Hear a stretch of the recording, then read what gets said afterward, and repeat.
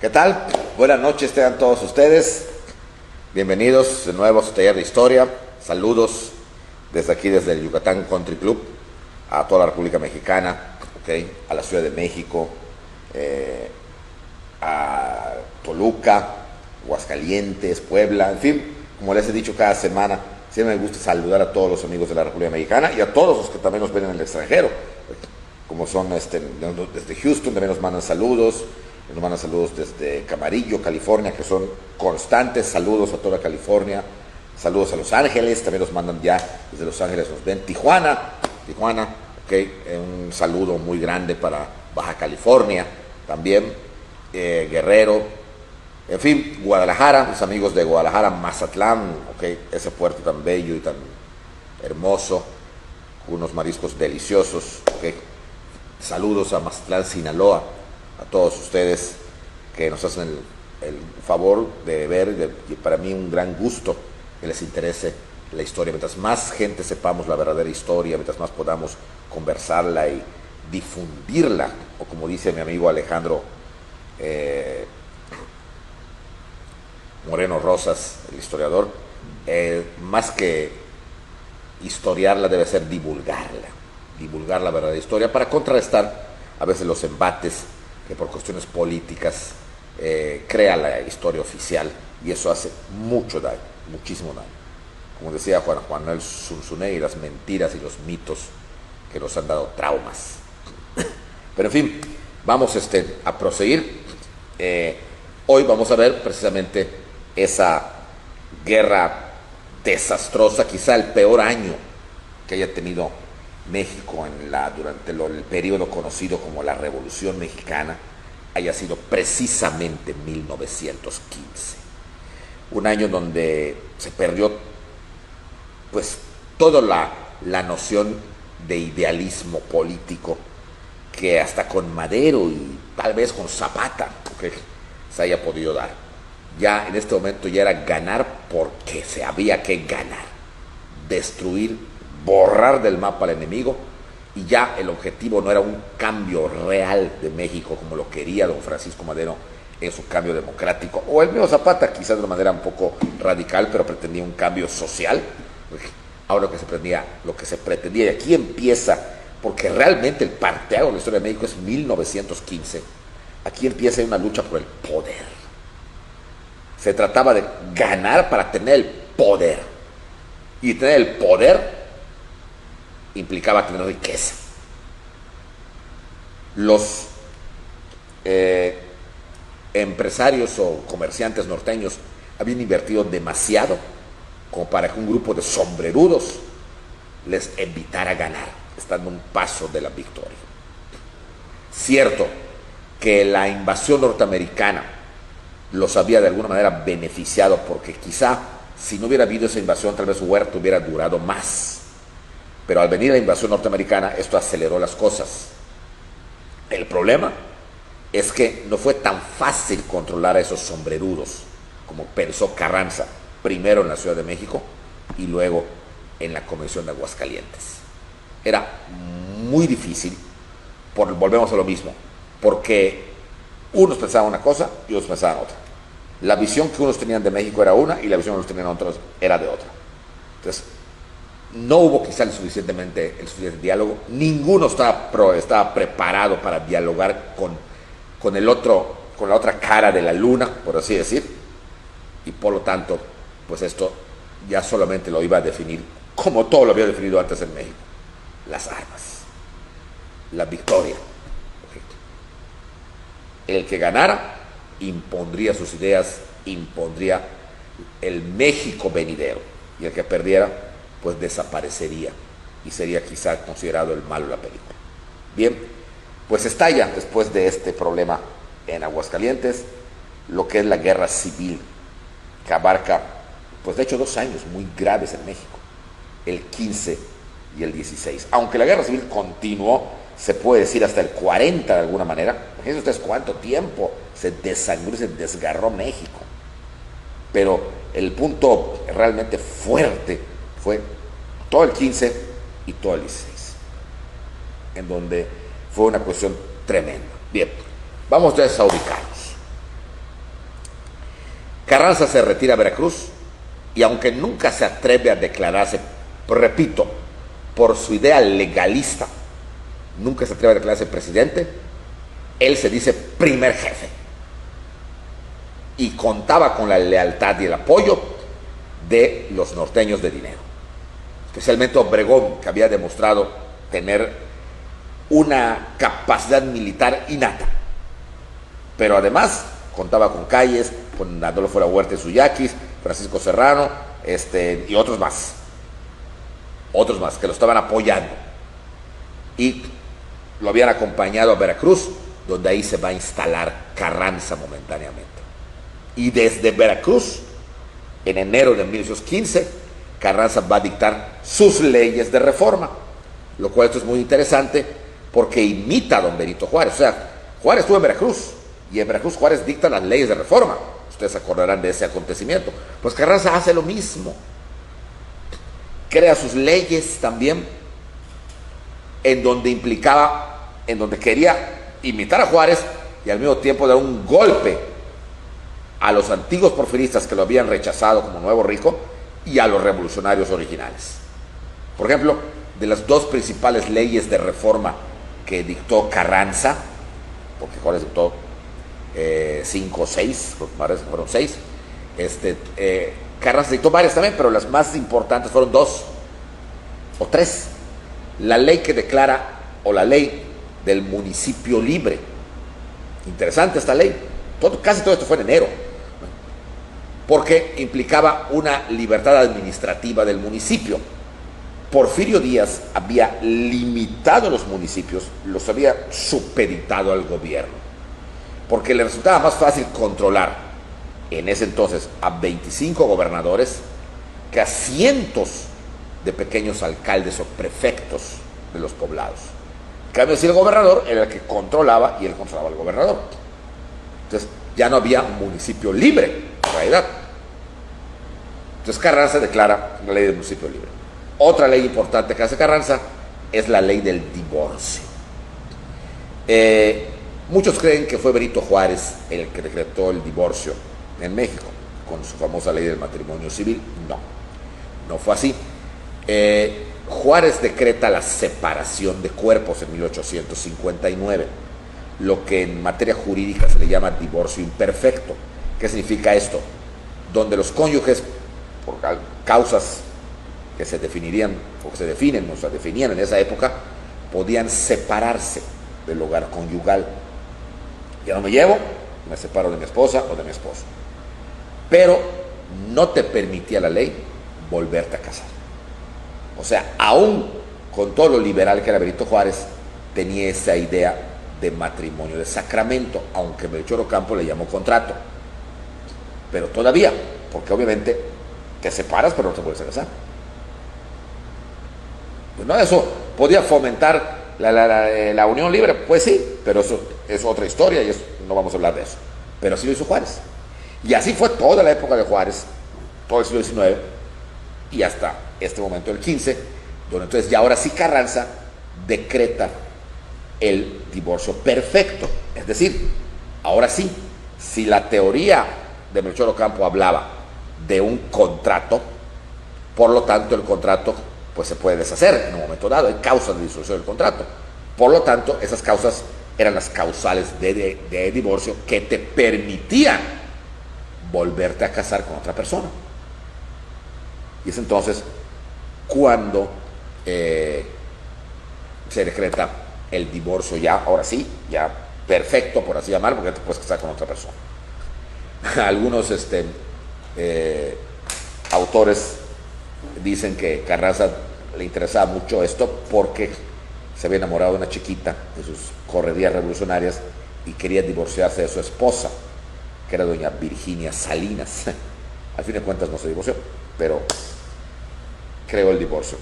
Y la última, una que la revolución posterior, o sea, cuando ya se institucionalizó la revolución en los años 30 y 40, lo tuvieron como lo máximo, la famosa ley del 6 de enero de 1915, también llamada como ley Cabrera, porque la hizo su secretario don Luis Cabrera, que era la ley agraria. La ley agraria donde, entonces fíjense, qué interesante, donde Carranza hablaba de dotación de tierras para los campesinos. Eso era quitarle gente a Zapata y quitarle gente a Villa. Y al mismo tiempo con que jalarse a la idea de que yo soy muy revolucionario. Y obviamente, aunque todavía no se creaba como tal, pero se sentaban las bases para lo que luego sería algo terrible y que se volvería una mercancía a mediados del siglo XX y hasta ahora, el ejido.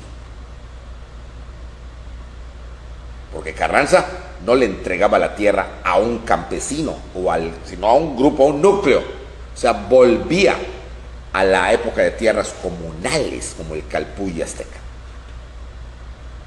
Pero en fin, esto fue sus leyes de reforma, estando en Veracruz. Pero además, no solamente se viera a Veracruz porque quería estar allá, sino porque Carranza tenía la protección de los petroleros norteamericanos, puesto que la zona petrolera abarcaba la zona del Golfo, ¿okay? Tamaulipas, el estado de Veracruz y parte del estado de Tabasco y parte de la Huasteca tamaulipeca principalmente. O sea, que eso, por eso iba. Y porque Carranza, a diferencia de Villa y de Zapata, Carranza daba lo que se dice vulgarmente entre los jóvenes, daba el gatazo. O sea, vestía bien, tiene una barba, sus lentitos. La imagen de Carranza física era muy diferente a la imagen de un Emiliano Zapata o de un Francisco Villa, que eran revolucionarios, cananas y épico, todo. Él no, daba la imagen de un sabio. Y además tenía conocimientos de mucha cultura, se podía codear con cualquiera. O sea, era una persona que había sido, educada bien. Y eso importaba. ¿Por qué importaba? Porque en Veracruz también sabía Carranza, porque lo había estudiado, que Juárez en Veracruz coqueteó con los norteamericanos y que gracias a ese coqueteo los americanos lo apoyaron y que gracias a ese apoyo ganó la guerra de reforma. Él pensaba hacer exactamente lo mismo. Coquetear con los petroleros, coquetear con los enviados de Estados Unidos, y lo peor que le podía pasar era que la cosa se pusiera candentísima y ahí estaba el mar. Agarró un barco e hizo. O sea, era estratégico Veracruz para todo. Y efectivamente empieza el coqueteo con los norteamericanos, con las compañías petroleras, Standard Oil, ¿okay? La Huasteca Petroleum Company y sus representantes. Porque obviamente ese coqueteo llega hasta la Casa Blanca. Era sumamente importante esto porque necesitaba Carranza el apoyo de lana, puesto que la lana de ellos también se les estaba agotando y necesitaba de gastarse con sus propios recursos. Pues mientras Carranza coqueteaba con los norteamericanos en 1915, ¿okay? En la convención se nombraba ahí sí a un presidente. Para Villa, Zapata, los intelectuales que estaban del lado socialista o social, vamos a llamarlo así, inclusive para Vasconcelos, lo legítimo era la convención de Aguascalientes. ¿Por qué lo legítimo? Porque la convención era la que la había convocado, perdón la redundancia, la había convocado Carranza, pero con el acuerdo de todos los grupos revolucionarios. O sea, era una especie de demostración pública democrática que estaban de acuerdo en que la convención fuera la que definiera las cosas. Que al final de cuentas se rompe el acuerdo y que es Carranza y no ellos los que se hacen a un lado, el ilegal, el ilegítimo, el revoltoso, el rebelde, el que iba contra los acuerdos y en ese momento contra la legalidad, según ellos, era Carranza y su grupo. Por lo tanto, la convención era la institución legítima y además legal. Y como tal, tenía derecho a nombrar a un presidente interino, puesto que ya Carvajal no estaba. Y Carranza no se atrevía a llamar así, y aunque se hubiera atrevido a llamar así, ¿okay? No lo reconocía. Fíjense qué chistoso. Se repetía lo que había pasado hacía 60 años con la guerra de reforma. Y entonces la convención nombra como presidente interino al general Eulalio Gutiérrez. Un gorrito buena onda, pero que hasta allá no era un tipo culto ni nada por el estilo. Y entonces, evidentemente, Eulalio Gutiérrez, pues también dicta sus leyes, mucho más radicales y sociales. Pero el problema no era la ley, el problema era que las tropas, por el centro, por el Bajío, era un dominio carrancista.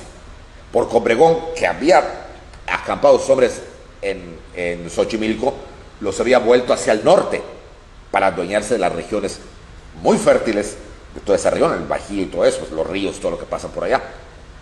Y evidentemente también por el lado que daba hacia el Océano Pacífico estaba la gente de Carranza que era serrano.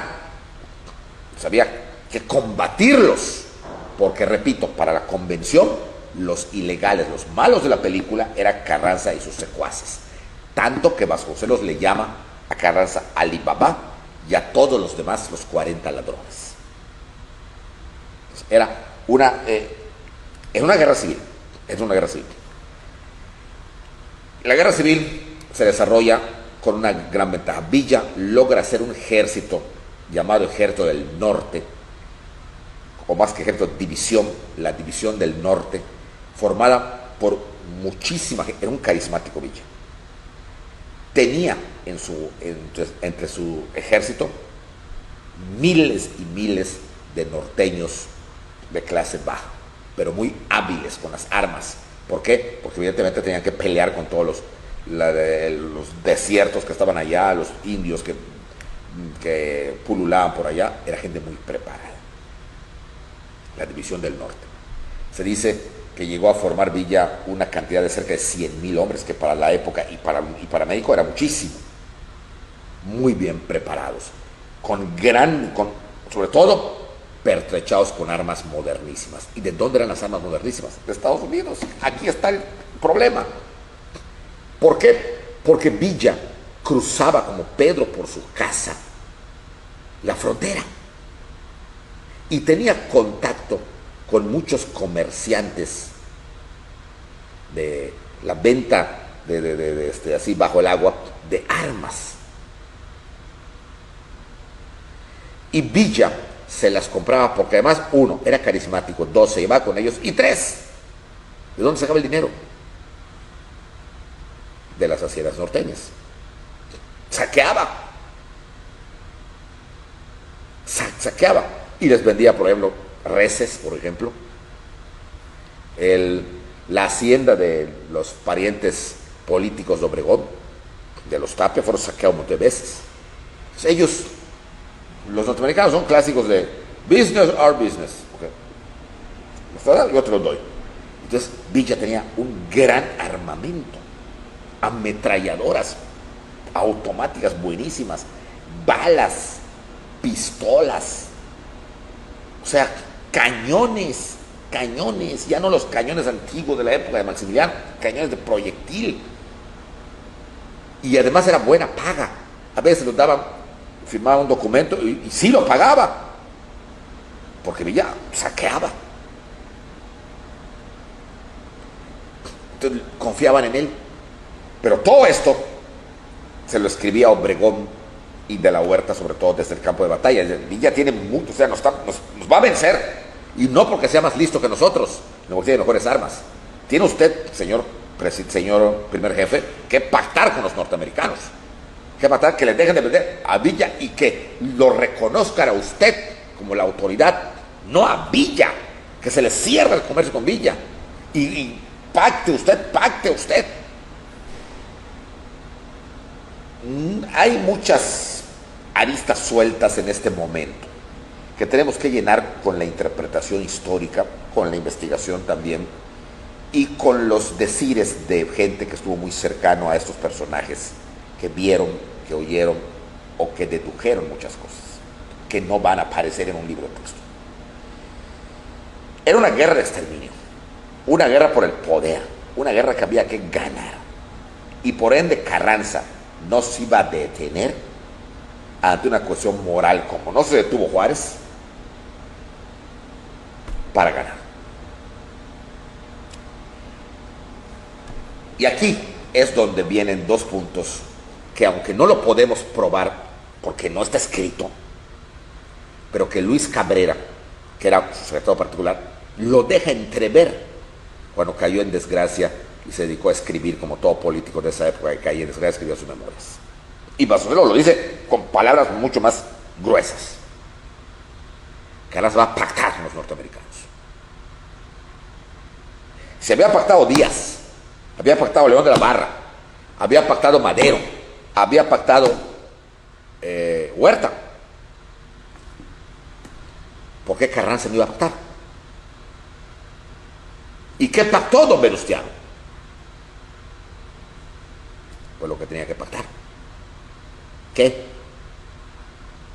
Que lo reconocieran a él como primer jefe oficial, que le vendieran exclusivamente a él armas porque era una guerra civil, pero que él era la autoridad, que los otros eran unos rebeldes, y sobre todo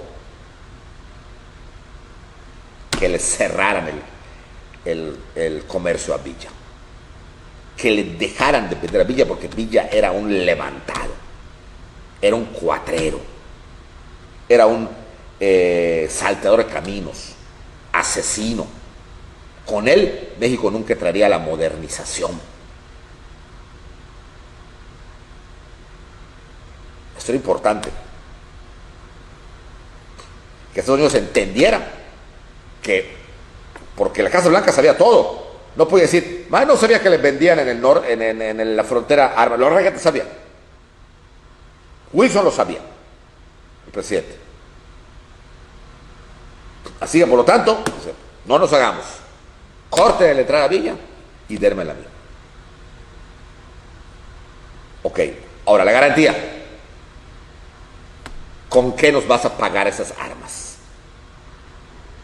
Y es acá los famosos pactos secretos que se dicen que hizo Carranza, y muchos.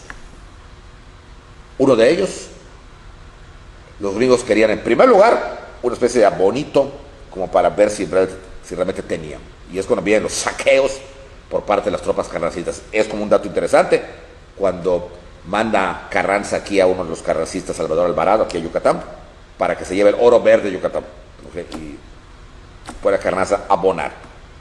Pero lo segundo, lo más importante, y las pruebas a posteriori van a hablar por sí solas de este pacto que hizo don Venustiano: el petróleo. Los norteamericanos querían el monopolio total del petróleo. Y aquí lo querían los dos, tanto la iniciativa privada, como eran las compañías de Rockefeller, de McDoheny y todas esas grandes compañías petroleras, como la Casa Blanca. ¿Por qué? Porque para 1915, ya pegado al 16, los norteamericanos estaban a punto de entrar a la guerra. Y evidentemente se mencionaba o se oía hablar en México y en Estados Unidos, la Casa Blanca, que intervenía todo, una especie de coqueteo entre la Alemania del Kaiser y los líderes mexicanos de moda, para que el petróleo se lo vendieran a Alemania. El famoso telegrama Zimmermann, aquel famoso telegrama que fue descubierto, ¿okay? Fue la gota que derramó el vaso, porque hablaban donde estaba en clave y se hablaba de esa posible venta, en donde a Alemania inclusive se dijo en ese momento que le había ofrecido a México si le vendía el petróleo, ¿okay? Ganaban la guerra y entonces invadían Estados Unidos y le devolvían a México todo lo que le había robado a Estados Unidos. Puede ser más leyenda que verdad, porque a fin de cuentas fue un telegrama en clave, pero se habló de todo eso y eso ponía nerviosos a los norteamericanos. Entonces, si Carranza dijo que sí, pues allá quedará. Pero algo seguro podemos decir: no lo negó. no pudo decir que no. Si decía que no, lo votaban los norteamericanos. Y no lo votaron. Nunca lo votaron. Y lo que va a pasar después es signo inequívoco de que hubo un acuerdo. De que hubo un acuerdo para entregar el petróleo.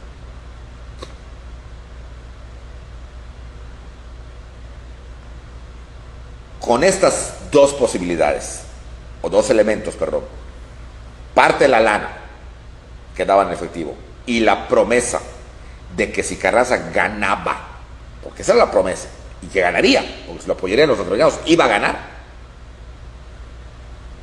probablemente le entregaría el monopolio norteamericano, el petróleo a los norteamericanos. Los norteamericanos entonces van a voltear el paquete, como pasó exactamente en la guerra de reforma. Cuando Miramón estaba ganaba, pero apoyan a Juárez y se da la voltereta y ganan los liberales. Pero eso había sido hacía 60 años. 60, 70, 80, 90, 60 años, prácticamente.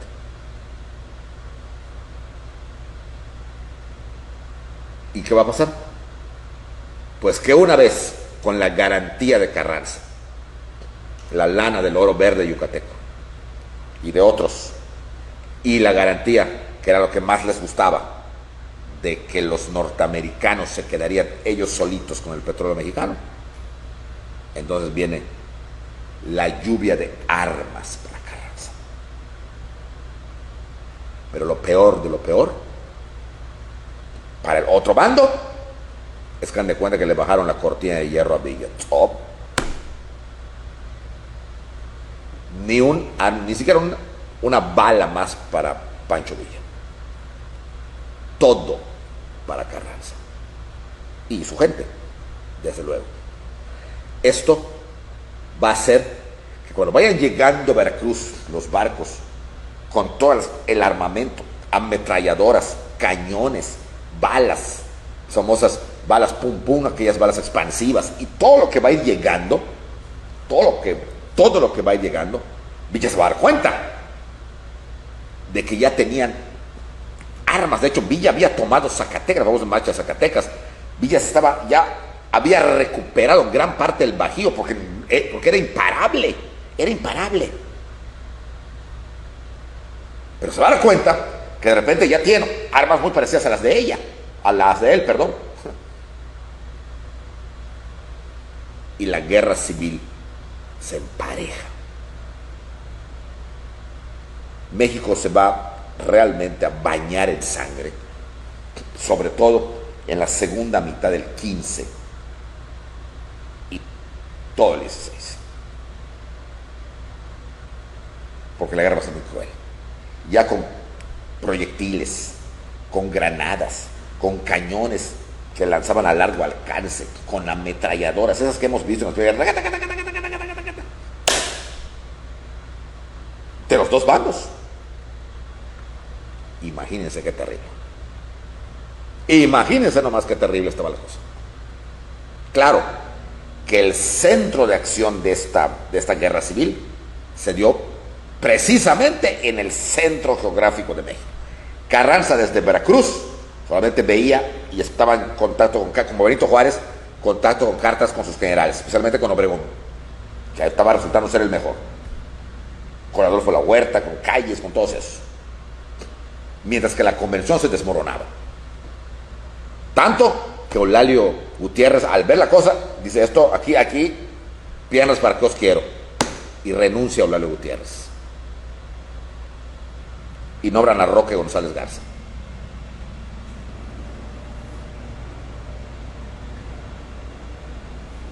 O sea, la convención sí tenía una especie de presidente, pero en primer lugar no lo recordaba a nadie. Y en segundo lugar, ya estaban tocados porque Estados Unidos ya le estaba apoyando a los norteamericanos, a los carrancistas. La cosa se pone que ardía. Los informes eran cada vez más positivos, más optimistas que le llegaban a Carranza por parte de Obregón y de Calles y de Serrano y de todos los demás. Vamos ganando, ¿ok? Zapata ha retrocedido hasta el estado de Morelos, pero ya no tiene fuerzas y ahí lo vamos a copar. Sin embargo, Carranza, que le tenía ganas, era Villa. Esa Villa el problema general, le decía. No es tanto Zapata. Zapata es un sombrerudo campesino que su mundo y su visión es solamente el estado de Morelos, no va más allá de Cuernavaca. Villa es el problema. Hay que aplastar a ese robavacas. Ya para este entonces, ya ambos habían perdido el respeto. Carranza le decía a Villa robavacas y Villa le decía a Carranza el viejo barbas de chivo.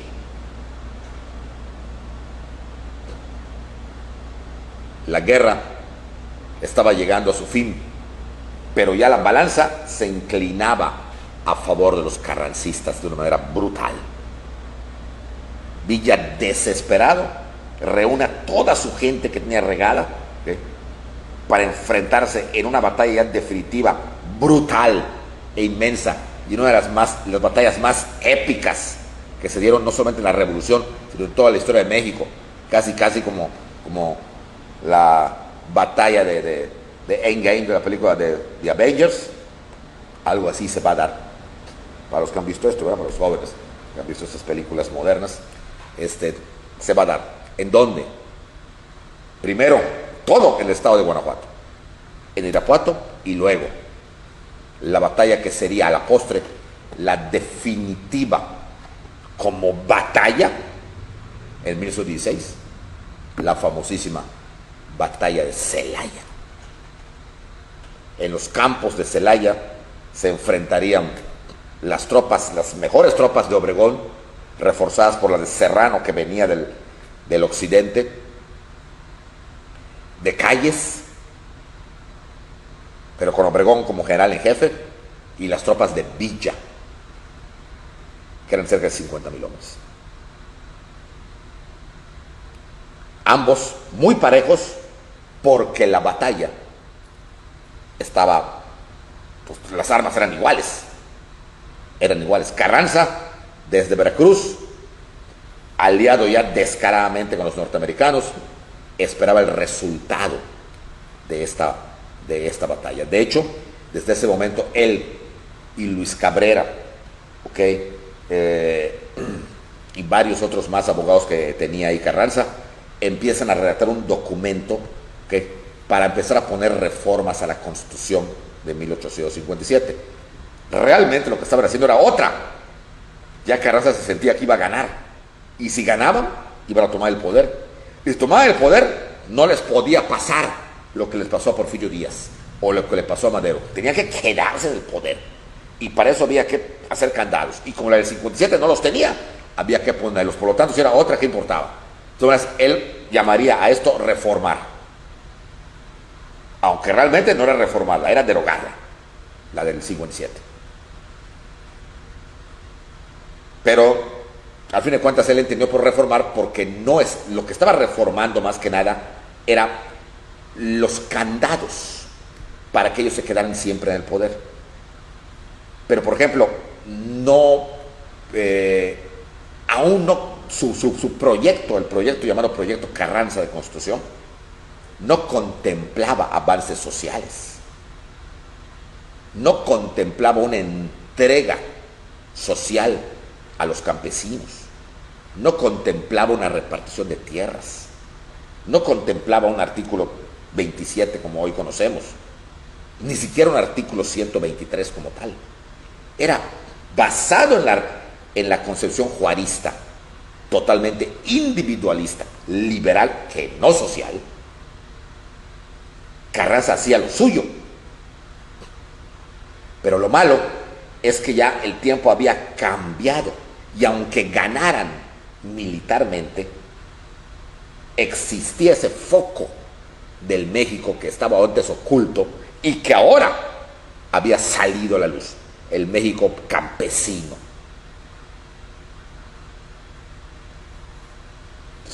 Eso fue lo que Carranza no vio, o sea, le ganó su idea juarista y porfirista. No ver lo que no quiero ver y volver todo como estaba antes, nada más que con estos candados para que no pueda pasar lo que me le pasó a Porfirio, lo que le pasó a Madero. Era su famoso proyecto. el proyecto Carranza que estaba haciendo porque se sentía ya vencedor, pero era evidente que lo estaba trabajando con la mente de Carranza, no con la mente de Zapata, no con la mente de Villa. Un proyecto netamente liberal, individualista, juarista si se quiere.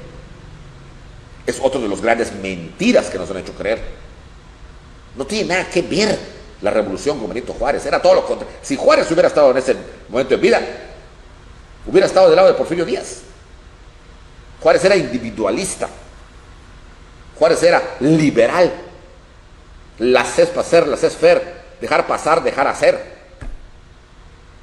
Lo que va a venir va a ser una idea social posterior a esto que le estoy contando. Entonces, nada que ver la Constitución del 17 con la Constitución del 57. Pero Carranza sí quería que tuviera que ver. Por eso no ponía en el papel lo que no le interesaba poner. Y era su proyecto. Porque una vez que se venciera a Villa, pensaba hacer otra convocatoria a un congreso constituyente. Mandarles el proyecto, que aprobaran su proyecto, y dentro de ese proyecto, entre los transitorios, estaba nombrarlo a él presidente. Fíjense cómo se va cerrando el círculo y cómo vamos a poder empezar a entender lo que viene después. Ah, entonces por esto, por esto. Claro, claro. Pero faltaba el obstáculo de Villa. Había que vencer a Villa en esa malhadada batalla. Porque si Villa ganaba, aún con todo el apoyo norteamericano, Villa se adueñaría del Bajío y del centro de México y volvería a entrar a la Ciudad de México. Y esta vez se quedaría.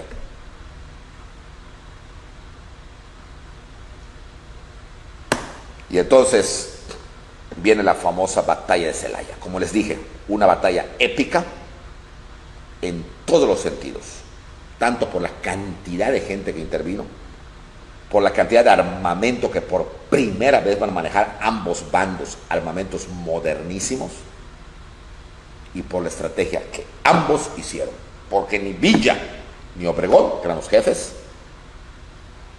habían estudiado el colegio militar.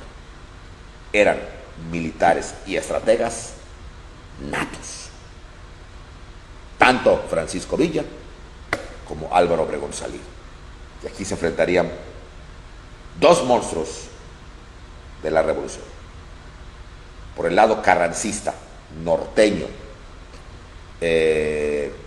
comercial, por así decir, Obregón representaba los intereses del norte, los intereses de una clase media alta, los intereses de unos criollos que ya habían subido más allá, mientras que Villa representaba una clase popular, ideales bastante más, perdón la redundancia, idealizados, aunque no los entendía muy bien, pero ambos con una inteligencia y una entrega para esta batalla que ha quedado grabada en la historia de México. Pero esta batalla, lo que pasó en la batalla y lo que ocurrió después, lo veremos la próxima semana. Pues muchas gracias. Espero que pasen una excelente semana y que hayan pasado también un buen fin de semana. Buenas noches y que descansen.